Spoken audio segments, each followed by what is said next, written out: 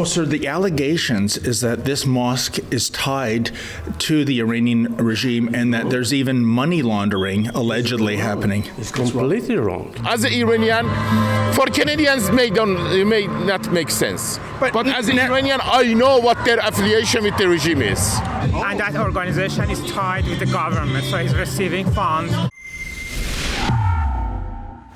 David Menzies for Rebel News here in Thornhill, Ontario. And folks, we've returned to the Imam Mahdi Islamic Center. This mosque has been the target of several protests by these anti-Iranian regime demonstrators. Now, the thing is, you won't see any media covering this for some reason. In fact, the reverse is true. In the Toronto Star earlier this week, there was a column by Nareya Akbarzadeh. She's affiliated with this mosque, and she's claiming the mosque is a victim of Islamophobia. But I don't know how that's really a thing, because many of the people here are indeed Muslim. I think there's a difference between demonstrating against a totalitarian regime, which is what they're doing, and demonstrating against a religion, which is not what they're doing. As a matter of fact, last month there was an incident when you had an individual by the name of Faraz Al-Najim of Toronto, and he came here in his Kia SUV, and allegedly he tried to hop the curb to take out these demonstrators. Here, check out this footage.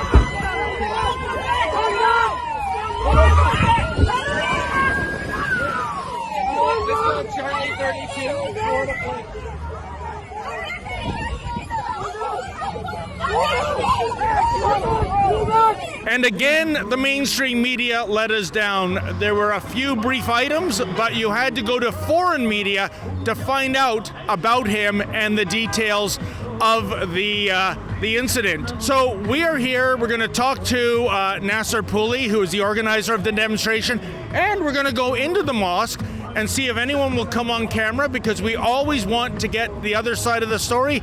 So let's see what these people have to say today.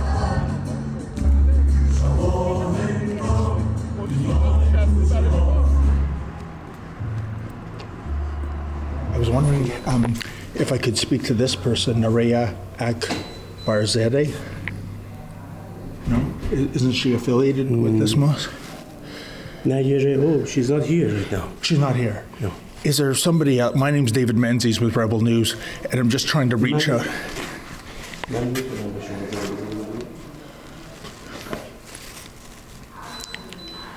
Yes, sir. So I'm just hoping to speak to somebody with the mosque. Basically, this guy is right now at the prayer. Okay. No one here, basically. There's nobody. What's your question? Well, she is saying that these protesters, they're committing Islamophobia, and I'm just trying to understand. I mean, most of the people I've spoken to are or were Muslims, and that they are protesting against the Iranian regime, not against the religion of Islam. So I don't understand. I have no idea right now. No. Okay. And is this mosque affiliated with Faraz Al-Najim? He tried to do a vehicle attack last month on the demonstrators. I wasn't here. Oh, okay. I saw it at the TV. Yes. But I wasn't here. Okay, then. And does he go to this mosque, or is he affiliated with this mosque? Oh, actually, yeah. He is? Okay. Like 3 months ago, he came here, he accused the imam for something wrong, and we called police. Oh, you called police on Faraz Al-Najim? Oh, yeah. So he doesn't like either group. I have no idea what's going on here. Okay. Basically, these people, I have no idea why they are coming to the front of the mosque for protest if they are against the Iranian regime. Yes. I have no idea why they come here. Well, sir, the allegations is that this mosque is tied to the Iranian regime and that there's even money laundering allegedly happening. It's completely wrong. Why? Because it's very clear. Here is a Canadian charity. Okay. And controlling by CRA every year. And everything is clear, basically, about the money coming inside, all the revenue we have here is very clear. Have you been investigated by any federal officials yet? I have no idea. If they have any evidence to prove here is engaged to Iranian government, they can come inside and just or they can go with those documents and prove it. Because if they can prove anything regarding that really engagement with the Iranian government, the Canadian government shut down here immediately. My cameraman Lincoln and I, we just came from the mosque. The president there, Hamid, gave an interview. He is saying that despite the allegations from dozens of people that we have spoken to and all the protesters here, there is no connection with the Iranian regime. There is no money laundering going on there. He doesn't know why this mosque is being targeted. What do you say? I want a clarification on their purchase from the $1 transfer mission.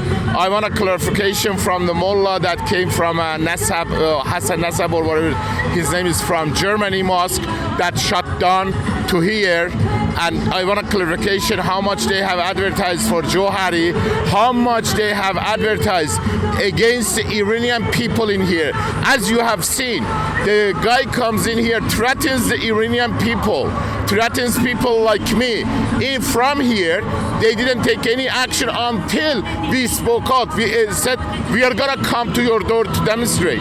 They are hand in hand. The same Ali Kabi that I was arrested because of that guy over there that had a variety story, if you remember, years ago when I exposed them, was from this mosque. These are all for us. There is a lot of buts in here. Yes, we know as an Iranian. For Canadians, it may not make sense. But as an Iranian, I know what their affiliation with the regime is. But Nasser, it all boils down to this, I think. Do any of your colleagues here have hard evidence tying this mosque to the regime and the allegations of money laundering? We have, but at this point, they are not willing to come forward. We do have. At this point, they want to wait. I don't know why, and I cannot force somebody to come testify or say anything. But at this time, we are just, due to their evidence that what they are telling us, we as an Iranian, we know that's the truth. We are basing with the facts that what they are telling us. Yes, we have a lot of them too. The imam of this mosque used to work with that religious organization in Iran, and that organization is tied with the government, so he's receiving funds, and he has a status in that religious organization, so I can't separate him from the Iranian government. It doesn't make sense to me, Nasser, why, if you've got that smoking gun evidence of these connections and this money laundering, why do you think these people with this evidence won't come forward? See, David, in Toronto we have like probably 400,000 or 500,000 Iranians, and we don't have 400,000 people in here. Yeah. And Iranian people, they have a lot of relatives, families back home. If they speak out, they are afraid that something is going to happen to them. Even they are afraid to come here for a demonstration, that they are afraid they're going to suffer the consequences in Iran. I am getting that threats left and right from Iran. So that doesn't matter. But a lot of people, that's why the reason is people are afraid from their family members, or they are afraid from the terrorists in here. As you've seen over here, how we were attacked. So at any time we could get killed. And you know, it's interesting that the attacker, that was the individual Faraz al-Najim. who tried to mount his Kia SUV last month. Yes. It was shocking. He was arrested for that, dangerous driving. He had a weapon in the vehicle. I'm wondering, is he connected with this mosque at all? I know he's got a very checkered history of being anti-Semitic, but is he part of this mosque? Because the president said he has denounced this mosque too, so it's like he's denouncing both sides. It's very hard for me to understand who's who in the zoo here. Until I'm not sure, I will not say something. I know he is not. I don't know he is or not. I'm not going to say yes or not. But I know his friends, Ali Kabi, that I had exposed them previously, and he came, Faris al-Najim came in defense of them. Ali Kabi was from this mosque, and I was banned from this mosque because this was his praying place. So connection, it's kind of like it makes sense to me. I see. That's all I can say. But about the Faris, I don't know he is from this mosque, but the fact is, when he stands in here, makes a video from here, and when they go write a slogan, whoever wrote it, that to Khamenei. That's not contrary to Islam or anything. It's not Islamophobia. And when this mosque goes to all the medias, oh, come on, they are making a slogan, they're writing a bad slogans, Islamophobia, which they have written that to Khamenei, that to Jumhuriyat Islami, and then they are relating it to, and then I'm saying, yes, you are part of them. They are giving us the proof themselves that they are part of the regime. And Nasser, this is an important point, the media's role. This woman who's connected with the mosque, Nareya Akbar Zada, I hope I'm pronouncing that right, she had a column earlier this week in the Toronto Star denouncing all these people here as Islamophobes, but as far as I can tell, a lot of these people were or are Muslims. I mean, can a Muslim be Islamophobic? I mean, I think, isn't there a difference about being anti-regime and anti-Muslim? See, it's like they know the phobia, what the phobia means. They don't know exactly meaning of the phobia. They know what Islamophobia, anything you say, oh, Islamophobia. But they don't know meaning of the phobia, what does that mean? And also, Nasser, you handed me this. You were just moments ago served by this law firm a notice of trespass, but I've never seen you go onto the mosque property. This is public property. What are they talking about? I think they think that because they are a mosque, they can own the whole place. The same as you saw that the guy was taking out the Masas Amini sign from here. He said, here is a mosque. Oh, the girl gets killed in Iran. You are crying for a guy 1400 years ago died. You are crying for him, but you are not crying for the girls are getting shot on the streets. That doesn't make sense to me.